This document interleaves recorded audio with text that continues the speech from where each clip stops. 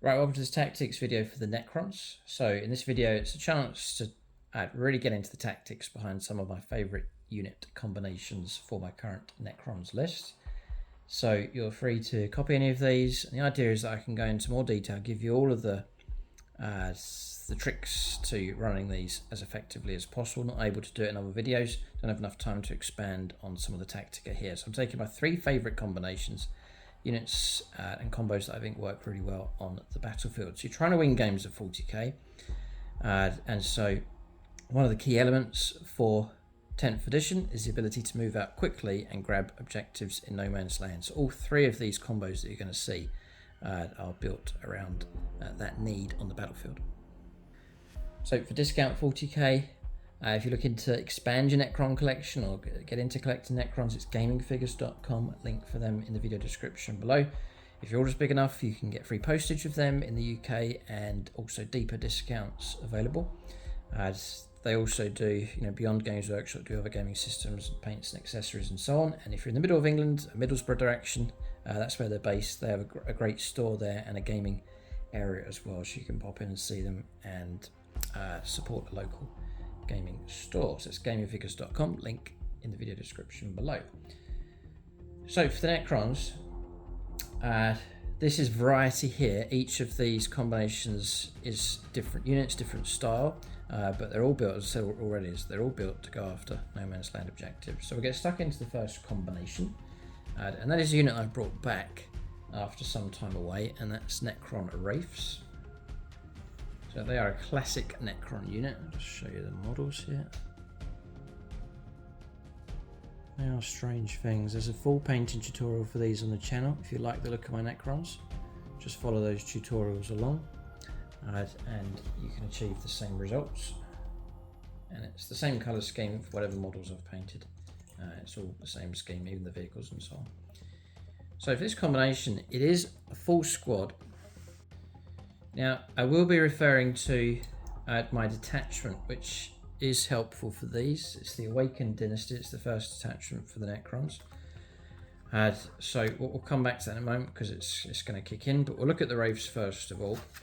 What to expect and what not to expect from them.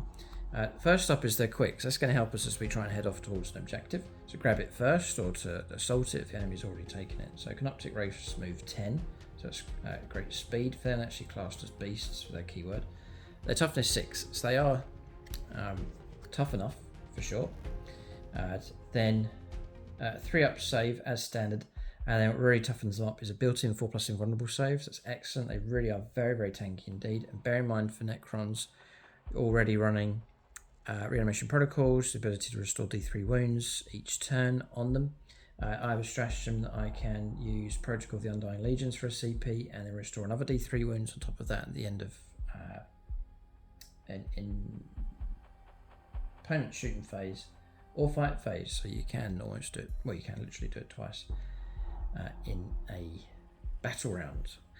So you can restore the wounds back on. You've then got 4 wounds, so that's very, very good. 2 wounds is okay, but there's a lot of damage 2 stuff out there. 3 wounds is better, but there is a fair bit of damage 3. But 4, it's quite rare that you'll get damage 4 weaponry coming through. You'd have to double up on damage 2, or damage 3 is still going to leave the model in play, and another lot of damage 3 is going to have to come through to take the model down. So 4 wounds is very, very good. And then the OC control is 2, so for this like elite type unit, and you see it a lot for the Necrons, a lot of OC's 2 stuff, so they're good on objectives, and that's what we want to use them for, is to move out quickly, get onto the objective, and then survive on the objective. And then for these, the ability to do a bit of shooting and a bit of close combat. So they can shoot. You've got an option to go for particle caster or transdimensional beamer. I mean, the beamer's a strange one, range 12, just 1 shot needing 4. Only strength 4, -2, but 3 damage. I go for particle caster, so you get 3 shots, built-in devastating wounds. You can try and fish for 6s against any target to get those devastating wounds coming through. It's a pistol, so you can use them in close combat. Again, range 12, 3 shots, 4 hit, strength 5, AP 0, and 1 damage. You got Wraith Form, built-in roll for these. They jump over something, you've got a chance of causing mortal wounds on 4+ for each model that moves over. I found it rarely happens, don't really rely on that rule too much. So really, what we've got here is the main element for these is their durability and their toughness. So we've got a unit that's going to move out, take a lot of flak, be hard to get rid of, hard to wipe out, and then so that's a great plus if you're going to try and control an objective. So then they have some shooting, but combat they are better. So Vicious Claws, I want to point something out here. So it's 4 attacks each. So full squad of 6, you got 24 attacks. That's a lot of attacks. You're only hitting on 4s though. Strength 6, which is great. So usually these are going to be up against infantry of any kind. They'll struggle more against vehicles. Strength 6, or vehicles, toughness 9 and beyond. AP -1 is quite low. They are damaged 2. So what I would say, and I find this in games, I don't expect them to be very good in close combat. I expect them to grind away, but they're not going to be the melee unit that's going to wipe whole units clear. The other 2 combos I'm going to show you stand a much better chance of doing that. But for these, I don't expect them to deliver like dangerous hammer blows in close combat. But what I have here perhaps is the toughest of the 3 units that I'm going to show you. So the primary reason for taking these is their durability and toughness. If they're away battling for an objective, then I can let them grind away on that objective, whittle the opponent down.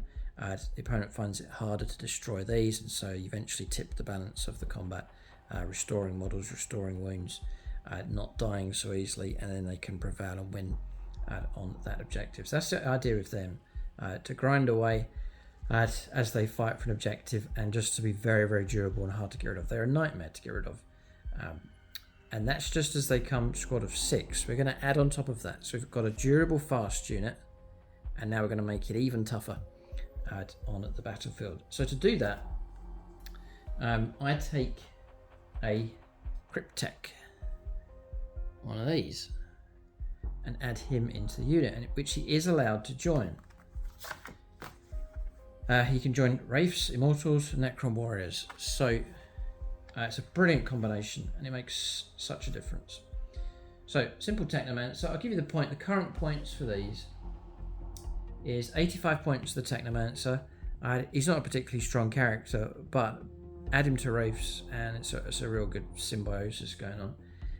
And then the Wraiths themselves, 250 points. They are quite an investment. You do want them to survive, which I think usually they stand a very good chance of doing. There's so much to try and get through: the wounds, the toughness, the save, the invuln save, the ability to reanimate. There's pressure on you, pressure on the opponent to try and wipe them out entirely, and that's difficult to do. If you don't, they'll start repairing themselves.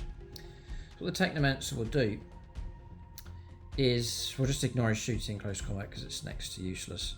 But what he does here, rights reanimation. Whilst his model is leading a unit, models in that unit have a 5+ feel no pain. So now all of a sudden you've added another layer of durability to these. Not only have they got toughness 6, 4 wounds, 3 up save, 4 up invulnerable save, now you've got feel no pain being added on top of that, and it's a 5+, which is great. Especially useful for 4 wound models.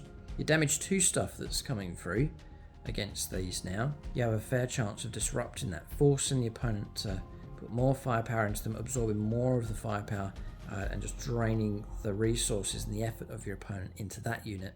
And if they're shooting at them and struggling, it's deflecting attention away from your other units that are perhaps more vulnerable and softer on the board. So this is a unit I really do put in the thick of the fighting, because it really does have that durability, and that they are difficult to remove. So now you've got a 5+ feel no pain granted across the entire unit. That's 8, 12, 24 wounds across these, with now a 5+ feel no pain. It really is good. On top of that, we're talking about durability and repairing the unit. At the end of your movement phase, you can select one for any Necrons model within 6 inches of the bearer, so one of its own models from the unit. It regains up to D3 lost wounds. So now you've got the ability to restore wounds back onto the unit, plus reanimation protocols kicking in as well. So a lot of wounds can be added back onto the unit as well. So I'm not going to roll up dice for this one. The melee could go on for a long time. I've just explained the way these work. So for these, we're going after a no man's land objective. Going to move out swiftly in the face of hostile firepower and expect to survive. Usually it's good to sneak around with them though, if you can, to keep the numbers up. And then when you're on that objective, being able to contest it, endure, survive on that objective, grind the opponent down, win that fight, and then gain control of that objective, and then maybe jump off and move on to something else. That's usually the game plan for my Necron Wraiths. It is a tough combo. I encourage you to try it out. It does work very well on the battlefield. I run Awakened Dynasty, so there's a further enhancement. If I add a character to a Necrons unit, they get +1 to their hit rolls, so their 4s to hit for shooting and close combat becomes 3s, and now you've just added to the efficiency of these as well. 3s to hit in close combat. We have 24 attacks now, so you're going to get much more efficiency with them just by adding the Cryptek in. So that really is the icing on the cake for those. There's also, I'll mention it now just for Awakened Dynasty, the downside for these is the AP -1. If you are looking a bit of close combat punch of these, AP -1's not so good. Space Marines will play Armor of Contempt to knock it down drastically, but you can play Protocol of the Hungry Void for a CP if the character's a lean unit. +1 strength, so they go up to strength 7, fine, but also an extra AP -1 if the character's leading the unit, which can help increase the chances of you bypassing the opponent's armor. So I don't expect them to wipe units and to be exceptionally good in close combat, but for movement, durability is the main aim with those. So that's that combination. We'll move on to the second one. Next one's different style, and we will bring them in. I think we'll roll up some dice for this one. One of my favourite units here for the Necrons. So what we have here is Triarch Praetorians. Again, the same principle as last time, the same idea, and that's for a unit to move out into no man's land and to take a no man's land objective, and to do so with these, same as the Wraiths, bit of firepower but mostly close combat. So to do that I need durability, I need speed, and then I need impact of these as they go in, and these have it for sure. So Triarch Praetorians, and this is a unit I am expecting to shred targets in close combat. They move as quick as the Wraiths, 10-inch moves. They're heavy jump infantry basically. I really like them. I just think they're very, very cool. So toughness 5, 3 up save. They do have 2 wounds, OC of 1, but there's 10 of them, so it's pretty good. You can go for Rod of Covenant with these, but I go Particle Caster and Void Blades for this combination. So the Particle Casters, pistol weapon, needing 3s, range 12, 3s to hit, strength 5, AP 0-1 damage. They do have devastating wounds though, again, so you can fish for 6s with these, which is great against any target. Then if you go for Particle Casters, the close combat weapon is the Void Blade. So 4 attacks each, so my squad of 10 is going to kick out 40 attacks. That is a lot of attacks hitting on 3s. Strength 5, built-in AP -2, which is great, and then 1 damage. They do have deep strike, so you don't have to jump these up the board. They can deep strike in. And another tactic that I enjoy using, I'm starting to use it more and more on the channel, and that is and you can apply it to these, or any of the units we're looking at, so including the Wraiths as well, and that is to take advantage of putting units into reserve and then using on turn 2 onwards the rapid ingress stratagem, which lets you arrive at turn 2 onwards at the end of your opponent's movement phase. So what that means is if you come in on your turn, if I deep strike on my turn, I'm going to try and charge a unit, you have to deploy just over 9 inches away, and therefore it's going to be on your turn an attempted 9-inch charge usually. But if you rapid ingress at the end of your opponent's movement phase, you still have to land just over 9 inches away. But if you sit there and survive, then it comes around to your turn, you can then make your move and close the gap. So just to explain again, just to make it clear because it's so good. So on my turn I deep strike in, I have to be just over 9 inches away, and then it's a 9-inch charge. I'll probably make this, no doubt, yeah, 11 typical, but usually, and a double 6. There you go, failed, right. Usually it's a difficult one. You need a good roll to get that 9. It's just not very reliable, and if you fail, then your turn finishes, it comes to your opponent's turn, and they can react and take you out. If you rapid ingress in, you're still landing just over 9 inches away, but then the opponent's turn finishes, you hand over to your turn, and then you're able to move, close the gap, and then make the charge. And so that's the power of that. So if you carefully select where you deploy, usually hidden away so that the opponent can't get to you in close combat or shooting, and then move out on your following turn. So For the Wraiths, that means flanking, that means turning up on a board edge. But for these with Deep Strike, you can rapid ingress and Deep Strike in. So these have got more flexibility, more options of where they can turn up on the board. It's a very strong tactic indeed. It gives you the initiative, it gives you the advantage. For a CP, it's well worth doing. It also can be used to save time because you're not just walking up the board trying to gain the ground and reach. You can move in quickly on a flank or Deep Strike in where you need to be. It lets you go for brilliant ambushes as well. So comes highly recommended. Triarch Praetorians then. The buff that I give to those is the Catacomb Command Barge. You'll hang around with those for my Awakened Dynasty list. I then give the Catacomb Command Barge an ability called Phasal Subjugator. It gives him a +1 to the hit rolls aura ability. So if the Triarch Praetorians are within 6 of him, they'll get +1 to the hit rolls. And that's for shooting and for close combat. It's really, really good. So they're up to 2s now for shooting and 2s for close combat, which is excellent. So if you're going to go for the whole lot, Triarch Praetorians currently at 240 points. They are a points investment. I'd take the larger unit because I want their durability so that they'll survive through the game and start rebuilding themselves. The Catacomb Command Barge is 165, including the Phasal Subjugator, so 130 plus 35 for the Phasal Subjugator. Bear in mind, he's not just being taken to give them +1 to hit rolls. He's there as his own unit. He's also buffing other units nearby, so keep that in mind. We'll roll up some dice. These have tremendous shredding ability. So we'll go against these intercessors. There's a lieutenant in there as well with a power fist, just to put pressure on the Triarch Praetorians, but 160. And then lieutenant's about 60 odd points, I think. So about 220, 240, so we're roughly kind of the same on points. Let's say I've gone for the ambush and I'm going to move these right up. So I would say we should cut a wedge out of this force here. In close combat, we should best these Space Marines. We should be able to beat them. First up, I'm going to put a volley into them. And I'll play by my tactics, right? So I'm going to say that my Catacomb Command Barge is nearby, giving them their +1 to the hit rolls. So 30 shots with particle casters, needing 2s, take away the 1s.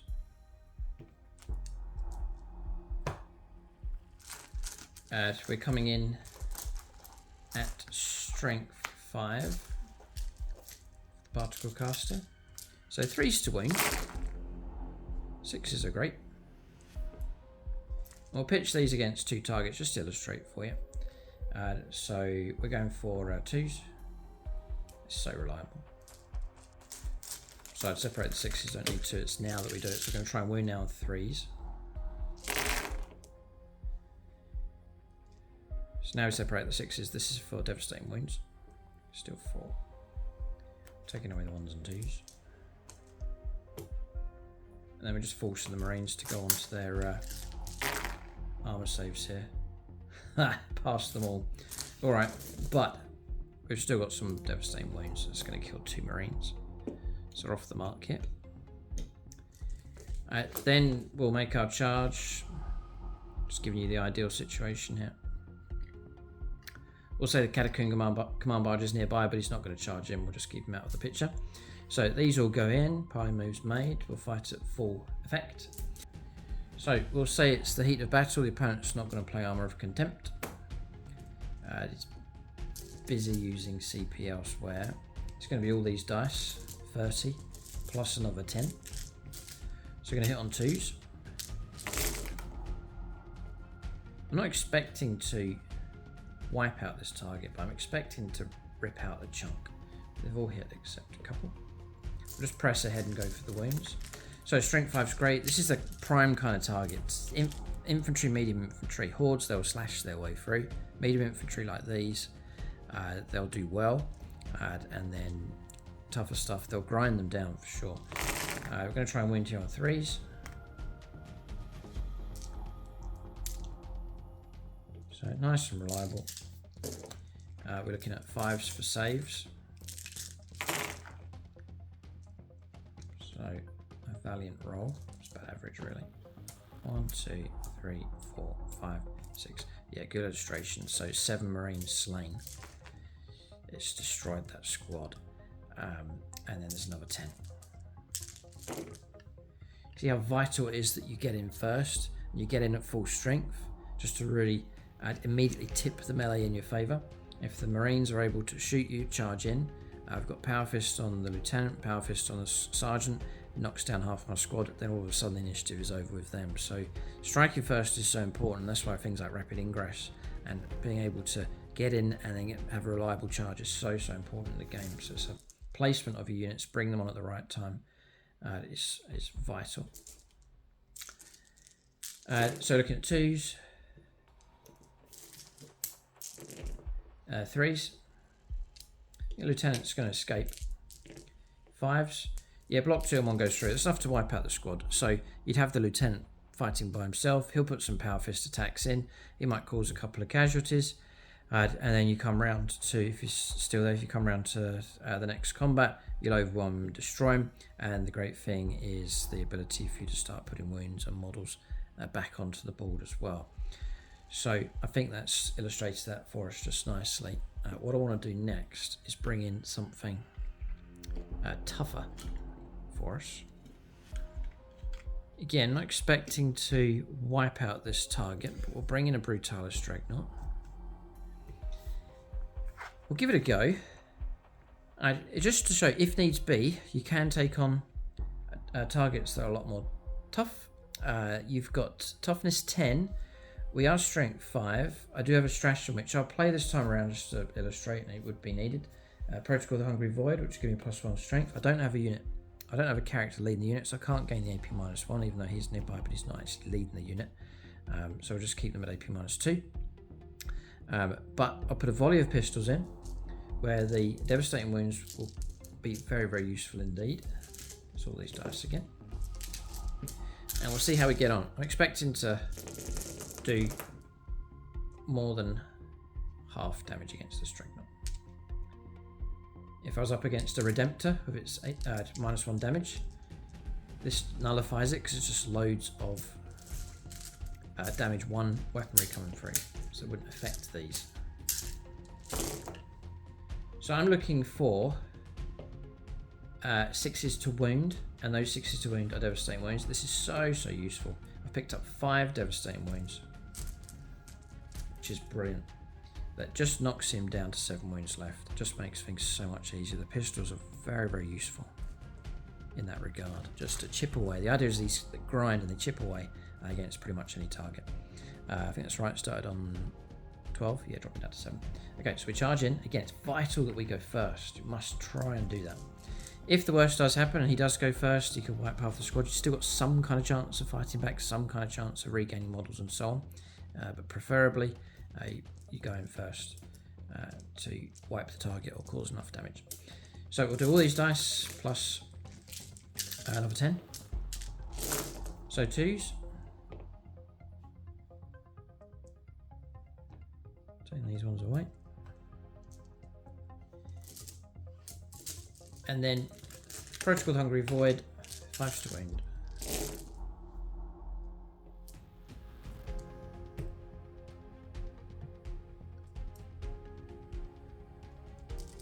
Okay, what I'm going to do is 10 more 2s and 5s. Okay, and I'm just going to line these up. Yeah, it's just showing you how important it is. If I'd have gone in at strength 5 at toughness 10, I would have just got 5 more wounds coming through. That Dreadnought's going to take a bit more damage but survive. But the 5s to wounds made a huge difference. I roll 6s again just to have a look. So we're looking at 4s for saves. So just at strength 5, another 2 wounds would have come through, knocking him down to 5 wounds. So that's more, killed more than half, done more than half damage against him, which is all right. They maybe need a bit of help from another unit. But then these as well being added on, it's a really good roll. Only 1 more wound comes through. Okay, so as predicted, really, stripping a good number of wounds away. The Brutalis Dreadnought can then fight back. And I would say the pressure's on the Brutalis Dreadnought. It's got this really powerful fist, but it's fighting like a bigger blob of infantry. So 6 attacks with the fists need 3s, and for each one that fails, so there's 2 that fail, I'm just going to deduct those away. It's going to be 2s to wound.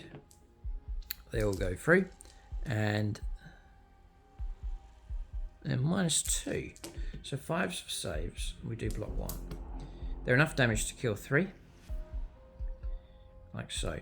But we are still in the mix. There is a stratagem I can play, Protocol of the Undying Legions. I can reactivate D3 wounds back on. You know, you could add on another model with a wound just to try and keep the models in the fight. But they will go against pretty much anything. They will put damage on against pretty much anything with their shooting, their devastating wounds, and the shredding, the sheer shredding ability that they have with all of those attacks from the Void Blades. And I put them up against some pretty tough targets. Medium infantry of a good size, you know, squad of 10 with a character, a really tough Dreadnought, and they've done really well. Against hordes, they will scythe their way through. You can take on multiple squads of guardsmen and so on, and just wipe them out very quickly indeed. They've got speed, they've got that durability. I find them to be a very useful unit indeed. So next up, one of my favourite looking Necron units, and that is the Skorpekh Destroyers. They just such a good invention by Games Workshop. A brilliant new unit to bring in with the Indomitus box. They're so cool. As many would run them down now, saying they're slow and they're no good. Others would praise them and defend them as a decent unit on the battlefield, as they are a disaster if they're not used right. If they're just walking around the board being victims, the opponent will gun them down. I've seen it done so many times. But if they're in the right place at the right time, they will cause havoc. It's just a case of getting them there. And I'm going to immediately mention again rapid ingress. One of the problems with these is they do get picked on and shot at, and the opponent grinds them down, and they get to a squad of 2 or 3, and they've lost their effectiveness. You haven't got time in the game to try and gradually restore models back on. So they're much better if they can strike at full strength. So therefore, putting them into reserve is great. You can preserve and protect them. The opponent can't get to them until they arrive. And then, as mentioned already, rapid ingress. Turn 2 onwards. Bring them on a flank as a major threat. At the end of the opponent's turn, hide, survive, and then move out and go after your target on your turn is the idea with those. I think that's the best way to use them.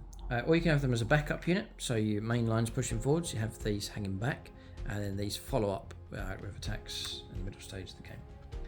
So Skorpekh Destroyers, they're moving 8, so for infantry they're quick enough, 8 inches.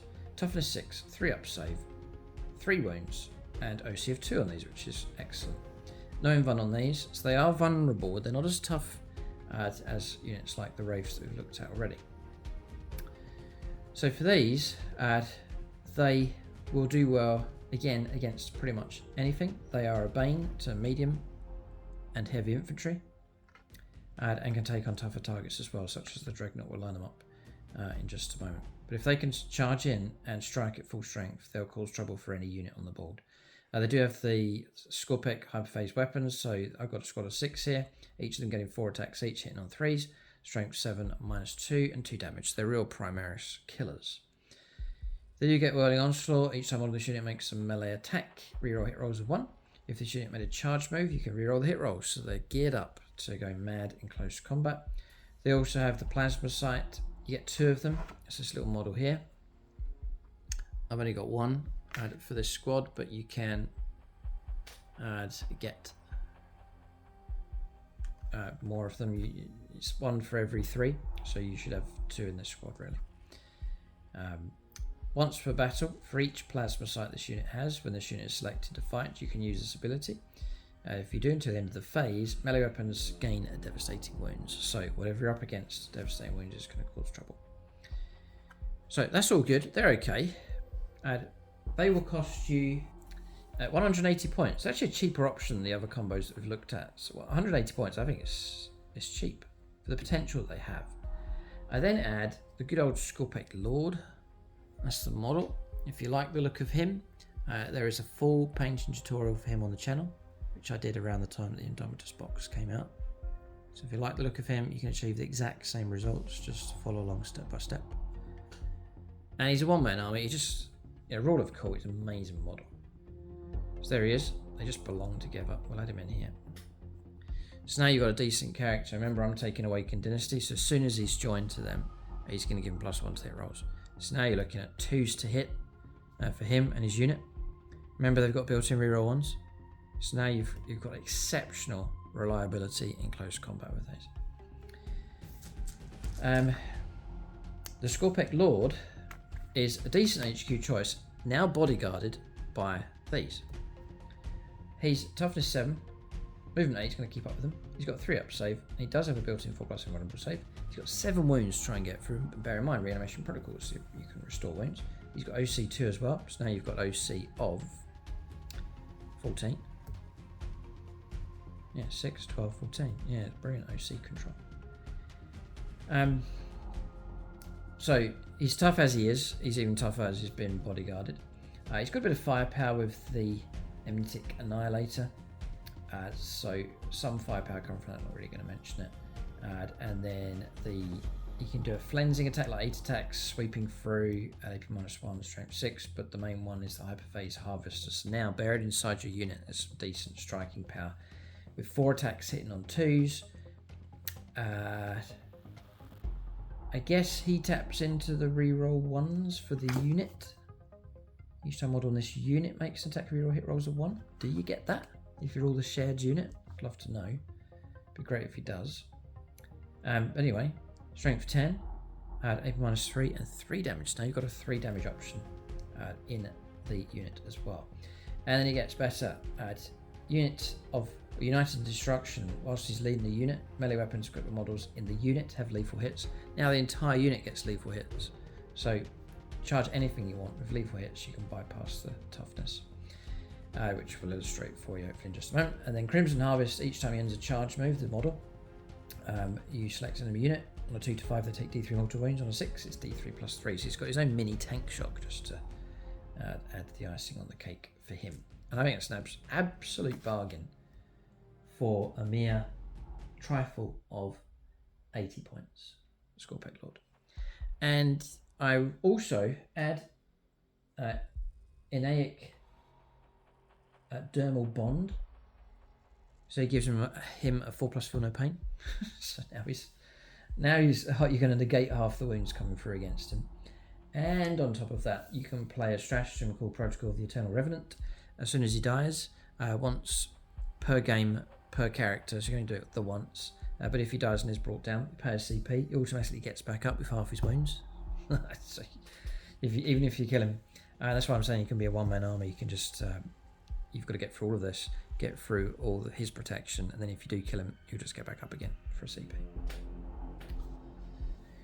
So we'll pitch him against these intercessors now, and we'll forego any shooting from him. We're just going to plunge them straight into close combat. So what I'm expecting with these is to slaughter these Marines in one round of combat. That's the idea. Famous last words. We'll give it a go. Just to show their potential. So we'll charge them in, and we'll presume we've got in at full strength. The ideal situation. In they go, and just I'll zoom in. I know it's not a game, but it does look epic. So cool. So we'll do our 4 attacks each with these, and we'll save the squad leader to go after Lieutenant if there's anything left. We'll activate our plasma sight and go for devastating wounds. And we'll presume that I'm in my detachment. I'm playing them as I usually would. So 6 slots of 4. Remember all the rules here. So +1 to hit rolls 2s. The dice has rolled all the way up the board. It was a 4, so I'm just going to put it in. I get to reroll my hit rolls on the charge, which in this case is just rerolling the 1s. So yeah, we've got a full house here. Brilliant. And we are strength 7, so we're going to go to, there's a real good stratagem. I'm not going to play it, but there's a brilliant stratagem for them. Protocol of the Hungry Void. +1 to the strength characteristics. They go to strength 8, which I would be on 2s to win these. And I'm being led by character, an extra AP -1. It's a brilliant remedy for Armour of Contempt, so bear that in mind. We'll say we haven't played it this time. They're built in AP -2. So we'll look for wounds on 3s. There's lethal hits as well. There's 3 of those. We'll just separate those out. And then we'll go for our 3s to wound. So I'll take away the 1s and 2s. There's a fair bit to remember because there's devastating wounds to keep in mind as well. So we'll just do this correctly here. So those are devastating. Those are lethals, which will go through on the wounds. Alright, so devastating wounds are applied later on. So I'm going to go for saves of 5+. Excellent roll for the Space Marines. Really, really good. But there's an avalanche of hits here. Real big trouble for them. 5. Yep, that's 10 in total, including the devastating wounds. They're all damage 2, so the squad wiped. Which will leave the squad leader, glad he's in there, trying to take out the lieutenant. So for him, we're looking at, well, there's 2 lethals. That's trouble, for sure. And it's going to be 2s to wound. Okay, so 3 go through. These are 8 minus 3. Lieutenant's in a heap of trouble. Yeah, 9 damage against lieutenants. He's removed and target wiped and destroyed. So we'll reset this. That's illustrated fine. We'll bring in the tougher target here, the Dreadnought. Alright, so Brutalis Dreadnought, we'll say we'll forego any kind of shooting. The charge goes ahead. In they go. And I would say our chances of bringing this thing down are fair. They're not too bad at all. We'll activate the Plasma Sight. With these, so overwhelming number of attacks is the plan. So there's just so much to remember with these, and every roll counts. I've got lethal hits to remember, I've got devastating wounds, I've got reroll 1s or reroll hit rolls to remember, I've got Plasma Sight to remember as well, and then almost forgot, it's the mini tank shock that comes from him, which is really going to help out against tougher targets. So 2+ is great. It's got 4 D3 mortal wounds, so 2 mortal wounds come through, which is really going to help us dropping the Dreadnought down to 10 wounds left. That's the built-in ability for the Skorpekh Lord. Then we'll go with the unit first of all. So 5 and 6, 6 slots of 4. We charge for rerolling our hit rolls. There's a character in the unit, 2s to hit. So I'm just rerolling the 1s.